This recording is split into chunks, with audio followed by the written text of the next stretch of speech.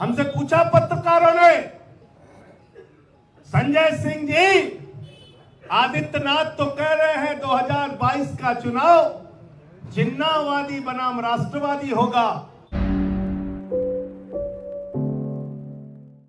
तो मैंने उनको भी कहा, आपको भी बता रहा हूं, ध्यान से सुन लेना और एक एक घर में जाकर बताना। हिंदुस्तान में अगर सबसे बड़ी कोई जिन्नावादी पार्टी और विचारधारा है तो उस पार्टी का नाम है भारतीय जनता पार्टी। है कि नहीं है? बिल्कुल। है कि नहीं है? और कैसे है मैं बताना चाहता हूं। श्यामा प्रसाद मुखर्जी जो जनसंघ के पहले राष्ट्रीय अध्यक्ष थे, आजादी के पहले जो अंग्रेजों की सरकारें बनती थी, अंग्रेज के शासनकाल में राज्यों में जो सरकारें बनती थी, श्यामा प्रसाद मुखर्जी और वीर सावरकर ने, हिंदू महासभा और आरएसएस ने मोहम्मद अली जिन्ना की पार्टी मुस्लिम लीग के साथ मिलकर एक राज्य में नहीं, तीन राज्यों में सरकार बनाई। तीन राज्यों में। और कहां सरकार बनाई जरा सुन लेना। एक बंगाल में सरकार बनाई मुस्लिम लीग के साथ, जिसमें फजलुल हक चीफ मिनिस्टर थे और Shyama Prasad Mukherjee deputy chief minister थे। दूसरी सरकार बनाई सिंध प्रांत में, जो पाकिस्तान का हिस्सा है। वहां पर तीन मंत्री हिंदू महासभा और आरएसएस के थे और वहां पर मुस्लिम लीग का मुख्यमंत्री था जीएम हिदायतुल्लाह। तीसरी सरकार बनाई नॉर्थ वेस्ट फ्रंटियर में, जहां औरंगजेब खान मुस्लिम लीग का वो मुख्यमंत्री था और उसके साथ वित्त मंत्री थे हिंदू महासभा और आरएसएस के मेहर चंद खन्ना। तो आरएसएस और हिंदू महासभा ने, श्यामा प्रसाद मुखर्जी और सावरकर ने मोहम्मद अली जिन्ना की मुस्लिम लीग के साथ सरकार क्यों बनाई? देश के गद्दार है ये लोग, इनसे पूछो। गद्दार है कि नहीं गद्दार है? गद्दार है ना? इन्होंने देश के साथ गद्दारी की है, यह ऐतिहासिक सच है, इनसे पूछना। और दूसरी बात मैं जानकारी दे रहा हूं, इसको भी पूछना। 42 में जब राष्ट्रपिता महात्मा गांधी के नेतृत्व में भारत छोड़ो आंदोलन चल रहा था, उस आंदोलन के खिलाफ किसने चिट्ठी लिखी आपको मालूम है?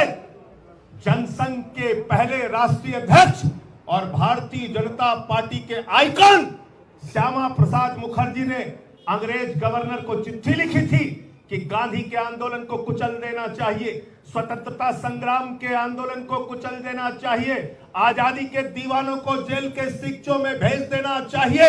ये बात कौन कह रहा था? ब्रिटिश साम्राज्य के साथ मिलकर श्यामा प्रसाद मुखर्जी कह रहा था। उसने देश के साथ गद्दारी करने का काम किया है। इसका प्रमाण हमारे पास मौजूद है। मैं आपको कहना चाहता हूं, उसका प्रमाण मौजूद है, वो चिट्ठी मौजूद है, उस पर सवाल पूछिए। और आजादी के बाद क्या हुआ? इनके सबसे बड़े नेता लाल कृष्ण आडवाणी जी पाकिस्तान गए तो कहीं और नहीं गए, सबसे पहले कहां गए? कहां गए? जोर से बोलो। जिन्ना की कब्र पर गए।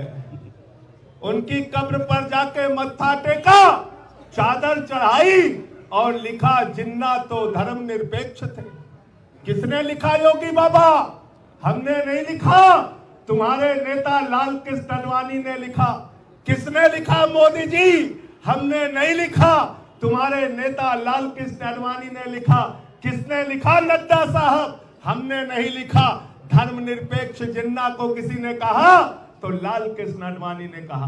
दूसरे नेता का नाम बताता हूं, पूर्व विदेश मंत्री जो अब इस दुनिया में नहीं है, जसवंत सिंह जी। उन्होंने अपनी किताब में जिन्ना का महिमा मंडन किया, जिन्ना का महिमा मंडन किया। तीसरे संघ के प्रमुख थे केसी सुदर्शन, केएस सुदर्शन ने जिन्ना का महिमा मंडन किया। तो भारतीय जनता पार्टी और आरएसएस के तीन नेता, आडवाणी जी, जसवंत सिंह जी और केएस सुदर्शन, इन्होंने आजादी के बाद जिन्ना का महिमा मंडन किया और हिंदू महासभा और आरएसएस ने गले लगाकर मोहम्मद अली जिन्ना के साथ गलबंजा करने का काम आजादी के पहले किया। तो आजादी के पहले भी भाजपा जिस विचारधारा से आती है, ये लोग जिन्नावादी थे। आजादी के बाद भी भारतीय जनता पार्टी जिन्नावादी है। इन बेईमानों से, भ्रष्टाचारियों से, देशद्रोही और गद्दारों से आपको सावधान रहना होगा।